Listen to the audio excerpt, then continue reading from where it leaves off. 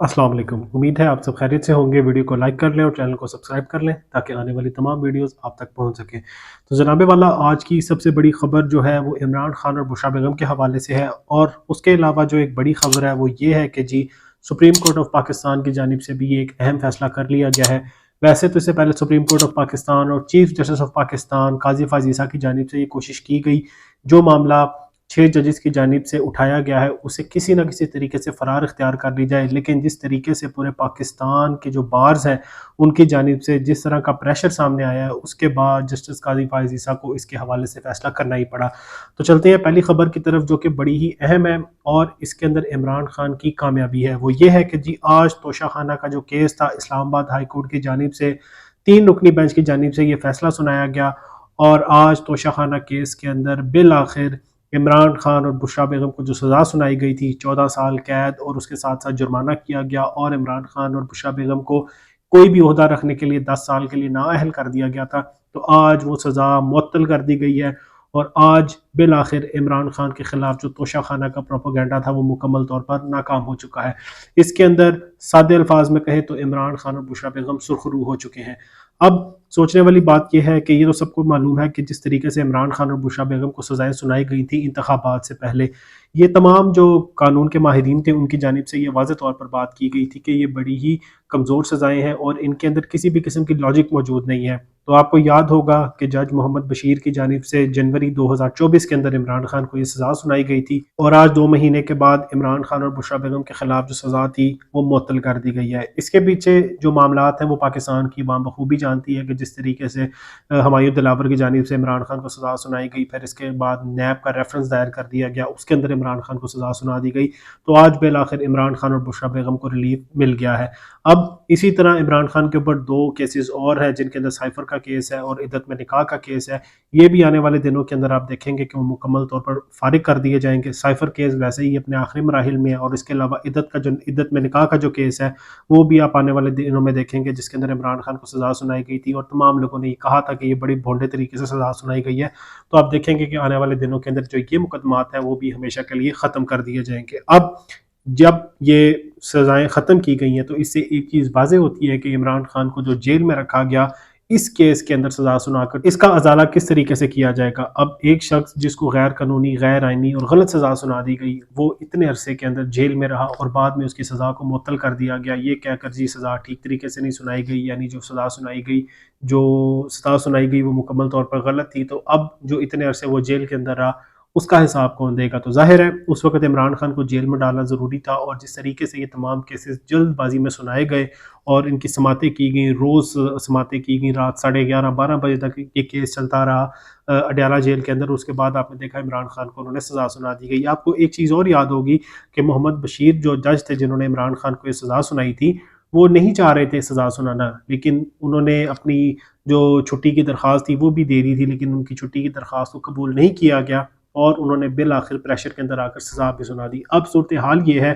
कि इमरान खान और बुशरा बेगम आज मुकम्मल तौर पर बाइज़्ज़त बरी हो चुके हैं और ये इमरान खान आज इसके अंदर कामयाब हो चुके हैं। अब जो तोशा खाना के हवाले से प्रोपेगेंडा बनाया गया वो भी मुकम्मल तौर पर दफन हो चुका है। इसके अलावा जो एक खबर है वो ये है कि जी 6 जजेस की जानिब से जो सुप्रीम जुडिशल कौंसिल को ख़त लिखा गया था, आज बिल आखिर वो 6 जजेस मुकम्मल तौर पर कामयाब हो चुके हैं। पहले तो इसके हवाले से कोशिश की गई थी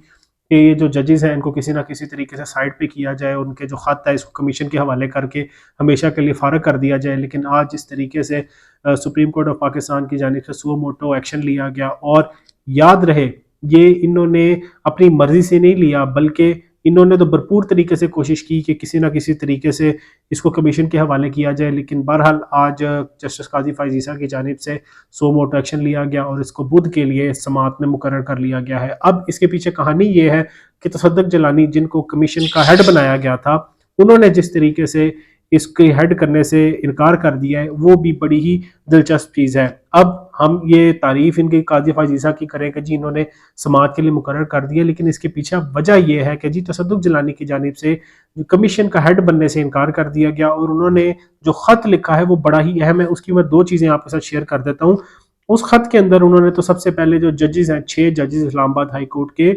उनका जो मौक़िफ़ है उसकी तायीद की है कि جو کچھ عدالتوں کی کارروائیوں کے اندر کیا گیا ہے اس کا جو سب معاملہ ہے اس کو دیکھنا ہے وہ سپریم کورٹ آف پاکستان نے دیکھنا ہے، کیونکہ جو خط لکھا گیا تھا ججز کی جانب سے وہ لکھا گیا تھا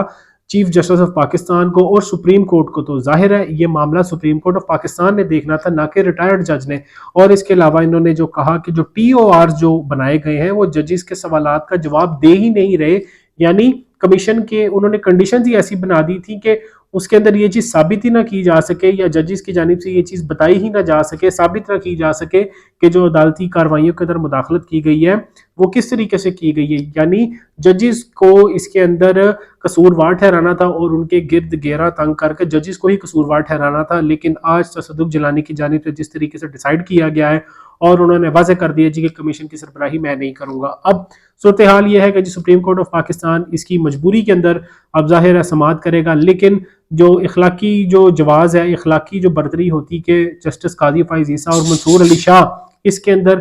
جو بینچ ہے اس کا حصہ نہ بنتے اور جو باقی ججز ہیں 7 ججز وہ کوئی اور سلیکٹ کر لیتے۔ ویسے تو اس کے اوپر فل بینچ کا مطالبہ تحریک انصاف کی جانب سے کیا گیا ہے، اصول بھی یہ بنتا کہ تمام ججز اس کے حوالے سے فیصلہ کرتے، لیکن خیر انہوں نے 7 ججز کو ملا کر اب ایک بینچ بنا دیا جس میں جسٹس منصور علی شاہ اور جسٹس قاضی فائز عیسیٰ خود بھی شامل ہیں۔ اب ویسے تو جب قاضی فائز عیسیٰ نے کوئی معاملات بنانے ہوتے تھے، جب کوئی پروپیگنڈا کرنا ہوتا تھا یا کوئی سازش کرنی ہوتی تھی، کوئی معاملہ روکنا ہوتا تھا تو وہ فل بینچ کا کہتے تھے کہ جی فل بینچ بنائے، فل بینچ بنائے، فل بینچ بنائے۔ تو اب یہاں پر فل بینچ بنانا چاہیے تھا، لیکن اس کے باوجود انہوں نے صرف 7 ججز کا جو بینچ ہے وہ بنا کر اب اس کی سماعت کرنے کا فیصلہ کیا گیا ہے۔ اب جب یہ معاملہ عدالت کے اندر جائے گا تمام ججز اپنے معاملات کو سامنے رکھیں گے، وہاں پر بھی کوشش کی جائے گی کسی نہ کسی طریقے سے اس معاملے کو رفع دفع کیا جائے یا اس طریقے سے فیصلہ سنایا جائے کہ دونوں پارٹیوں کو خوش رکھا جائے، لیکن جو خوفناک باتیں اس خط کے اندر کی گئی ہیں اب اس کا درمیانی رستہ نہیں نکل سکتا، کیونکہ جس طریقے سے کارروائیوں کے اندر مداخلت کی گئی ہے یہ بڑے ہی سنگین الزامات ہیں اور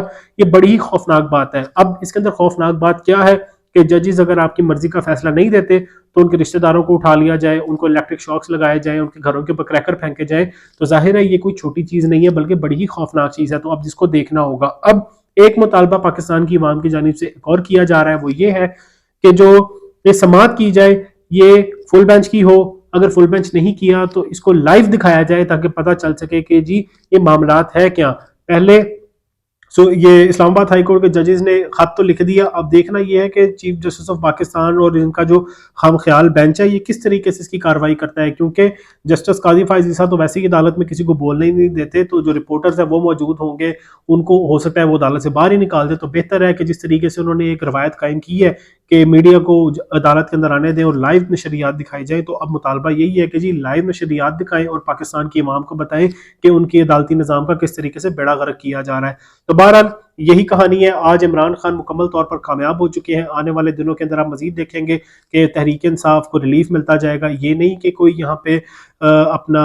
کوئی تحریک انصاف کی جانب سے ڈیل کر لی گئی ہے، کیونکہ اب حکومت بنانی تھی وہ بنا لی گئی ہے، ان کو مضبوط بھی کر دیا گیا ہے۔ اب آج اس طریقے سے حماد اظہر بھی سامنے آ گئے ہیں، اسی علاوہ لمین گنڈا پور کے جو وارنٹ گرفتاری تھے وہ بھی منسوخ کر دیے گئے ہیں، تو اب تحریک انصاف کے لوگ آہستہ آہستہ باہر بھی آئیں گے اور اب تحریک انصاف کو مومنٹم بنانا ہوگا اور نیشنل اسمبلی کے اندر جس طریقے سے ہو سکتا ہے وہاں اپنا دباؤ بنا کر رکھیں، کیونکہ حکومت ابھی بھی انڈر پریشر ہے، بے شک نمبر پورے کر لیے گئے ہیں لیکن اس کے باوجود حکومت انڈر پریشر ہے۔ تحریک انصاف کے پاس 90 سے زیادہ ایم این ایز ہیں اور ایسی زبردست اپوزیشن وہ بن کر سامنے آ سکتی ہے، کیونکہ انہوں نے تو جس طریقے سے کل پیٹرول مہنگا کر دیا، اس کے علاوہ گیس مہنگی کر دی، کہ بجلی کا جو یونٹ ہے وہ 100 سے زیادہ کر دیا، تو اب وقت یہ ہے کہ اس چیزوں کا جو دھیان ہے وہ عوام تک لایا جائے، عوام کو بتایا جائے، عوام کو اس حوالے سے ہر طریقے سے ان کو اپڈیٹڈ رکھا جائے، کیونکہ جس طریقے سے انہوں نے آئی ایم ایف کے ساتھ ڈیل کی ہے یہ کوئی نہیں جانتا اس کے اندر معاملات کیا ہیں۔ تو بہرحال اب پاکستان کی عوام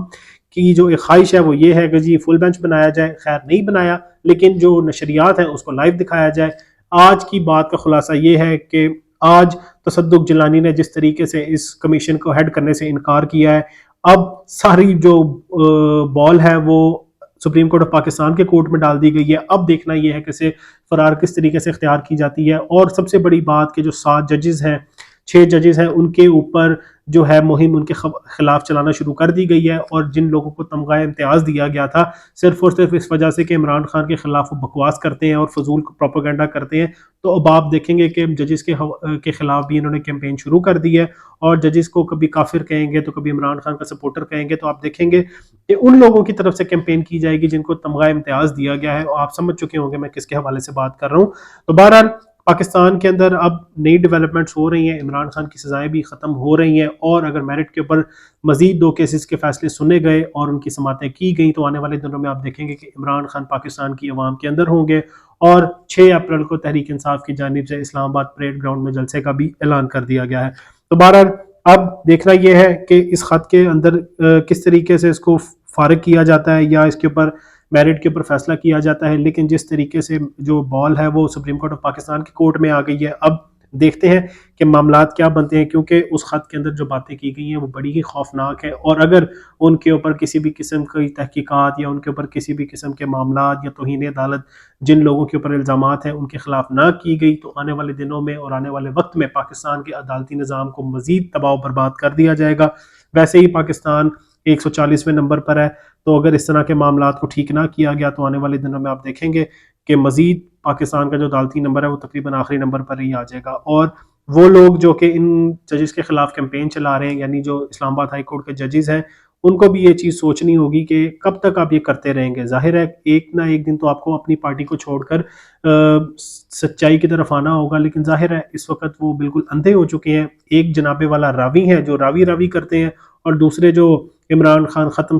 شد کے نعرے لگاتی رہتی ہیں۔ انہوں نے دیکھ لیا کہ 8 فروری کو پاکستان کی عوام نے کیا کیا ہے۔ باقی اللہ تعالیٰ پاکستان کا حامی و ناصر ہو۔ والسلام۔